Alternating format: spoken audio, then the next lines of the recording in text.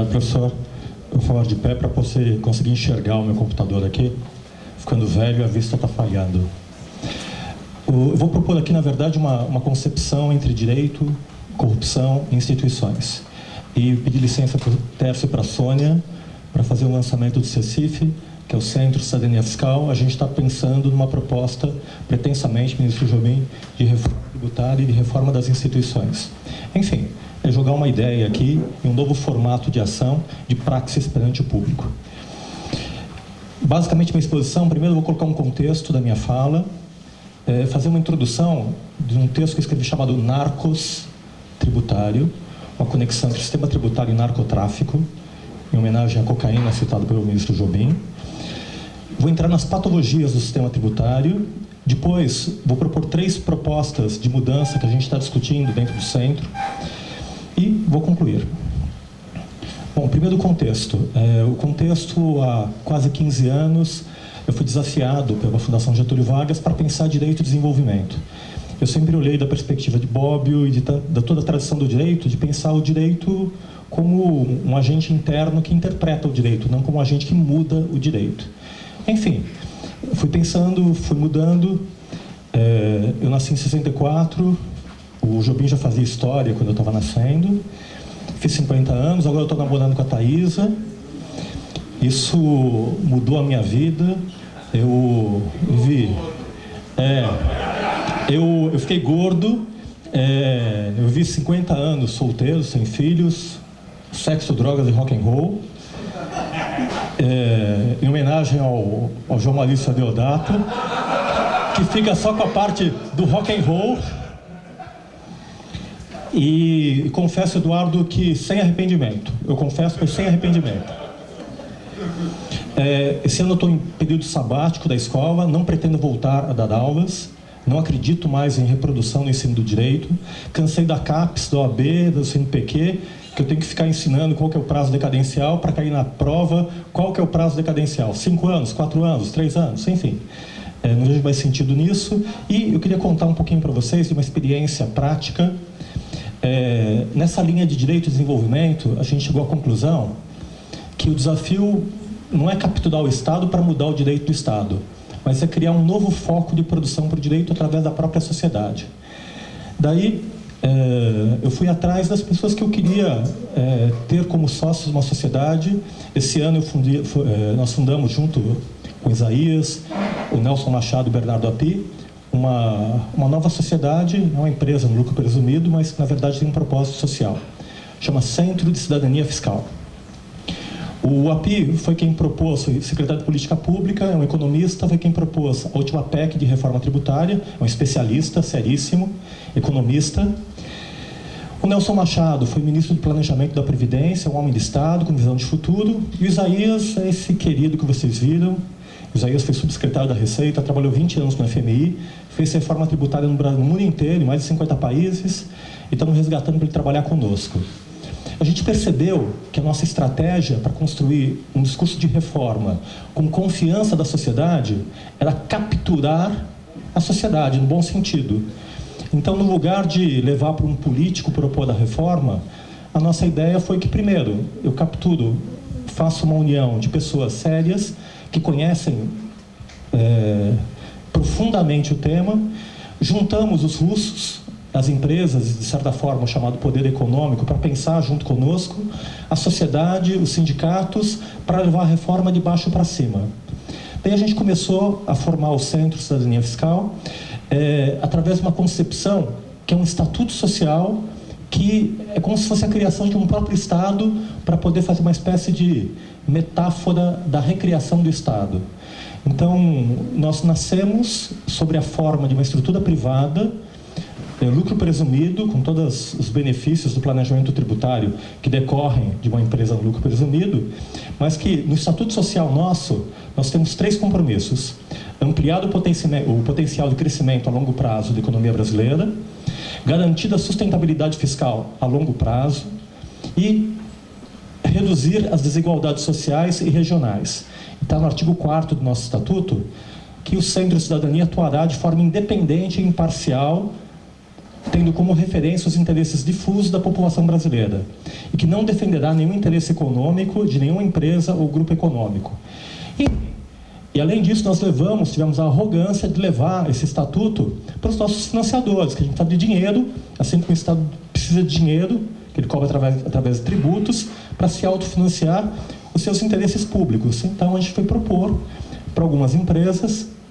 Nós convidamos 7 empresas, que eu falo abertamente, porque nós somos independentes, elas estão defendendo essas propostas. A primeira foi a Ambev. Eu conheci o Pedro Mariano, que é diretor da Ambev. Olha, nós temos uma proposta, mas é independente. Eu falo, Eurico, de gente que eu pago, que depende dos meus interesses, eu tenho muito. Agora, independente é a primeira vez. Eu topo. Conversamos com a BR Foods, com a Braskem, conversamos com o Carrefour, com Itaú, Vale e Votorantim. Então, a gente vai propor futuro do Brasil. Vocês topam? Topamos. Então, é um primeiro arranjo para poder, através das empresas, da sociedade comprometida a pensar ambiente de futuro. E aí começa o primeiro item, narcos tributário. E aqui é um texto que escrevi, eu peço licença para estar lendo e falando para vocês. Droga e sistema tributário viciam. O poder da cocaína é no consumo. 2 pontos. A sensação de poder. O problema do sistema tributário brasileiro é no poder. A tributação do consumo. IPI, PIS/COFINS, ICMS, ISS. No tributo e na droga, a oferta cria a procura. No começo, um fim social, lá em 88, 0,5%. Depois o IPMF, 0,25%, virou 0,38%, PIS/COFINS, IPTU progressivo, ICMS importação, pessoa física, PIS/COFINS não cumulativo, submissão tributária, no fim a recaída da CPMF, que vicia e volta de novo para a pauta do debate. O barato da droga ilude a consciência. As alíquotas ocultas na tributação entorpecem o usuário. No morro, a guerra é das gangues. No sistema tributário, a guerra é da federação. Entre municípios, guerra fiscal do ISS contra o ISS. Barueri, São Paulo. Entre municípios e estados, guerra fiscal do ISS versus ICMS. Disputa entre conceito de mercadorias e serviços abstratamente criado no direito privado. Entre estados e estados, guerra fiscal do ICMS, guerra de 500 bilhões. Que está em pauta hoje no Congresso Nacional. Entre União e Estados, incorporação do ICMS pela via do PIS/COFINS. A federação roubou constitucionalmente a base de cálculo dos municípios e dos estados através do PIS/COFINS, que é uma das maiores fontes de arrecadação da União hoje em dia. E entre a União e os municípios, incorporação da base de cálculo do ISS através do PIS/COFINS também. A guerra das drogas destrói a alma. A guerra fiscal destrói o Estado. Do consumo, como na droga, União, estados e municípios repartem a tributação e se matam. C igual a M mais D menos A. A fórmula da corrupção de Robert Kierkegaard. É de Yale, Harvard. C é igual a corrupção. Ele fala que corrupção é igual a monopólio existente do serviço público, M, mais poder discricionário da autoridade pública, D, menos accountability. A gente pode traduzir em transparência. Ou seja, corrupção é igual a monopólio do poder, mas discricionariedade do uso do poder, menos transparência. E aí é interessante ver o cenário do sistema tributário brasileiro comparado com México, Chile, Turquia, Alemanha, França, que a nossa tributação do consumo, justamente do consumo, é altíssima. Da renda é baixa, do patrimônio é baixo, mas do consumo é altíssima. Tem uma lógica interessante por trás disso. E aqui, eu como professor, que estou há 25 anos no debate de direito tributário, falando em congresso, participando desse debate, quero retratar a alienação do debate dos juristas tributaristas sobre o sistema tributário. Primeiro, de 95 emendas constitucionais que nós temos até hoje, 50 pelo menos são de matéria tributária. Tem algo de suspeito numa Constituição que mais de 50 emendas são de matéria tributária. E aí vem toda uma história, e que eu acompanho nos últimos 25 anos, eu sigo nos congressos a pauta de governo, sempre em torno da arrecadação. O que é legítimo, porque o Brasil tinha que fazer ajuste para a inflação, das crises mundiais, enfim. Mas é pauta de governo, nunca ninguém parou para pensar na qualidade desse sistema. E é muito curioso analisar essas emendas, que em grande parte essas emendas são reações às decisões do Supremo Tribunal Federal. Então o Supremo decide que não pode progressividade para o IPTU contra o governo Erundina. Depois de algum tempo, sai uma emenda constitucional, a número 32, dizendo que pode. O judiciário decidiu que não poderia incidir tributação sobre piscofins sobre receita bruta. Daí vem uma emenda constitucional e coloca faturamento e receita bruta. O Supremo diz que eu tenho restrições sobre a destinação. Vem a DRU e permite, pela Constituição, emenda 27, essa destinação. A emenda 29, que é da progressividade. A discussão no judiciário tende a entender que eu não posso cobrar ICMS pessoa física. E o judiciário começa a atender dessa forma. O governo começa a perder, cria uma emenda constitucional autorizando a cobrança de ICMS pessoa física. E aí, temas após temas, a gente enxerga que o tempo todo o direito acaba seguindo o debate de governo sem conseguir ter autonomia para pensar o futuro. E aqui nós temos mais recentemente o fim do CARF, discussão sobre processo administrativo, discussão sobre planejamento tributário, MP 685, etc. Eu fiz um levantamento em várias constituições do mundo para poder tentar conectar direito e corrupção de alguma forma com a complexidade de cada sistema constitucional. Se eu vou analisar só a parte de sistema fiscal em várias constituições do mundo, na Constituição da Itália eu tenho 17 palavras. Praticamente fala aqui, matéria tributária que diz respeito ao cidadão tem que ser posta por lei. Acabou. Na Espanha, 400 palavras. Paraguai, 420, que é de 92. Na Austrália, que é de 1900, 441 palavras. Chile, 476. Canadá, 500. 800 na Alemanha, que devem ser mais prolixos. Quase 1000 na Argentina. E, no Brasil, 6.000 palavras para cuidar de sistema tributário.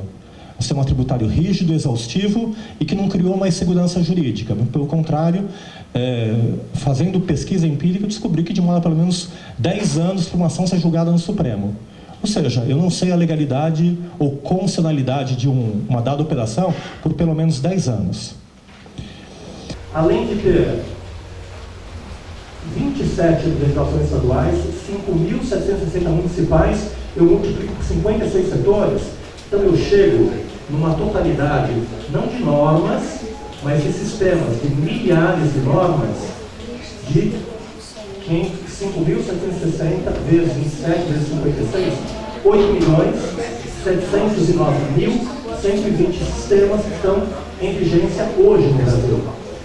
Mas não é o direito aplicado ontem, porque mudou o sistema. Então eu tenho que passar isso para mais 5 anos do passado. E além disso, quem interpreta isso não é a Receita, é o próprio contribuinte. Eu tenho que multiplicar isso por mais de 200 milhões de contribuintes.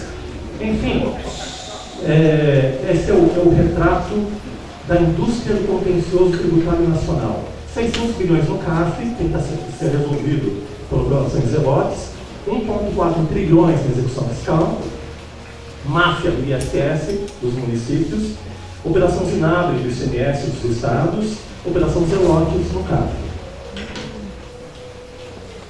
E uma lógica do agente fiscal altruísta que de alguma forma ele defende o interesse do Estado e vai contra a lei, mas para defender o interesse do Estado que gera uma corrupção sistêmica interna, que eu não vou me alongar aqui. O que gera isso? Na verdade, eu tenho mais direito, 8.702.000 sistemas vigentes, e disso decorre o quê? O lícito é igual ao ilícito. Então, planejamento tributário, o que vocês quiserem, qualquer coisa pode ser lícita ou ilícita. Qualquer coisa é defensável pelos advogados que ganham com isso, qualquer coisa é passível de acusação pelos agentes fiscais que também ganham com isso, tanto salário como reputação. Além disso, eu tenho mais lançamento por homologação. Por quê? Porque quem é obrigado a interpretar esse sistema não é o fisco, é o contribuinte. O contribuinte se vire com as obrigações acessórias. Isso gera mais auto-infração.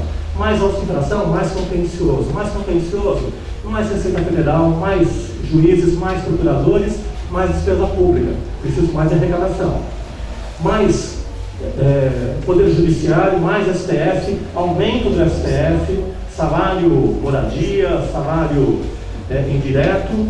E isso faz com que a gente chegue num sistema que tem menos arrecadação, menos direito, mas menos justiça. E vivemos nessa hipercomplexidade tributária que não vai se resolver por uma nova lei de execução fiscal e nem por nenhuma medida moralizatória do sistema. O problema é o próprio sistema. Debate atual alienado. Hoje eu vejo, a gente está discutindo reforma do ICMS de um lado, reforma do PIS/COFINS aqui em Brasília em outro, debate sobre a CPMF, debate sobre tributação internacional, debate sobre a tributação sobre a folha, que foi para a base, também está voltando agora, e ninguém debate a qualidade do sistema tributário. Então, eu vou falar agora de uma proposta propositiva que nós estamos fazendo para mudar esse estado de coisas. Enfim, a ideia é cooptá-los aqui num debate propositivo para mudar esse estado de coisas. Como mudar? Primeiro, uma nova função do jurista dentro desse papel.